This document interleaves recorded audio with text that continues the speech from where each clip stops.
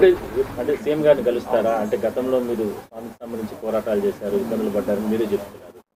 ముఖ్యమంత్రి గారిని కలిసి, ఎందుకంటే ఆయనకు మీకు గతంలో మంచి సంబంధాలు ఉన్నాయి, నేరుగా కలిసి ఎప్పుడైనా జరిగిన పరిస్థితులు, జరుగుతున్న పరిణామాలు, లేదంటే మీరు అధికారులకు ఏదైనా సరే ఫీడ్బ్యాక్ ఇవ్వడం, ఇవన్నీ మీరు ఎట్లా చేయబోతున్నారు? ఏంటి ఈ పోరాటం? తప్పకుండా నేను ఇప్పటి అధికారులు కలిశాను, ఈఓ గారిని, అడిషనల్ ఈఓ గారిని కలిసి చెప్పాను.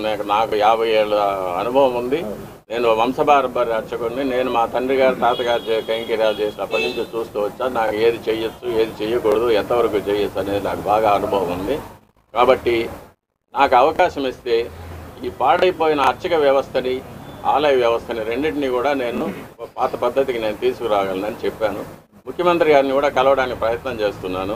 ముఖ్యమంత్రి గారిని కూడా కలిసి నేను ముందుగా వారు ప్రభుత్వానికి రావడానికి శుభాకాంక్షలు చెప్పిన తర్వాత, ఇలా ఆలయంలో ఇలా జరిగింది 5 ఏళ్ళుగా, ఇటువంటి అంటే కొన్ని విషయాలు ఎవరికి తెలియదు కూడా, అటువంటి విషయాలు కొన్ని అపచారాలు జరిగినవన్నీ కూడా చెప్పి వీటిని సరిదిద్దడానికి నాకు ఒక అవకాశం ఇవ్వాల్సిందని చెప్పి రిక్వెస్ట్ చేస్తాను. తప్పకుండా ముఖ్యమంత్రి గారు దీన్ని పరిశీలిస్తారనే నమ్మకం నాకు.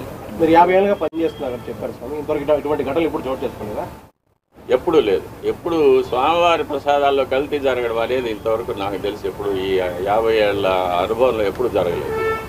ఎప్పుడైనా కూడా నేను చిన్నప్పుడు కూడా తిరుమలకి వస్తే స్వామివారి దేవాలయం చుట్టూ నెయ్యి గమగమలు ఎప్పుడు ఉండేది. నెయ్యి చేతితో తీసుకుంటే నెయ్యి అలా కారిపోతూ ఉండేది చేతి నుంచి. అంత రుచిగా అమృతం లాగా ఉండేది ప్రసాదాలు కానీ, పణ్యారాలు కానీ.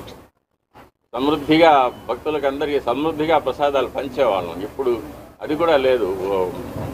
ఉదయం ఒక గంట సేపు అన్నప్రసాదాలు వస్తాయి, తర్వాత లడ్లో ఏదో పంచేస్తూ ఉన్నారు. అన్నప్రసాదాలు భక్తులకి అందరికీ కూడా చేరడం లేదు.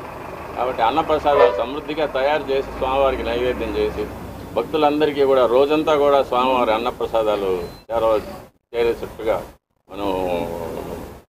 ఇప్పుడు మీరు నూతన ఈవో, అడిషనల్ ఈవోని కలిశానన్నారు కదా, వాళ్ళ దృష్టికి తీసుకెళ్లారా? ఈ అన్నప్రసాదాలు దిట్టాన్ని పెంచాలా, భక్తులందరూ కూడా పంపించారు.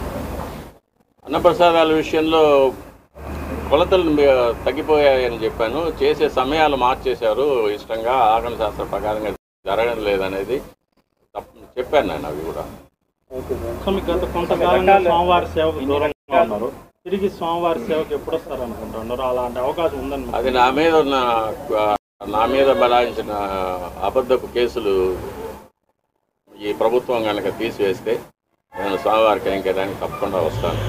నన్ను ఈ వయసులో బాధ పెట్టడం అనేది వాళ్ళకి కూడా క్షేమం కాదు. ఆ ప్రభుత్వానికి, ఈ ప్రభుత్వం ముఖ్యమంత్రి గారు చెప్పారు, ఆ ప్రభుత్వంలో బనాయించిన తప్పుడు కేసులన్నింటినీ కూడా నేను తీసివేసి అందరికీ రిలీఫ్ కలిగిస్తాననేది.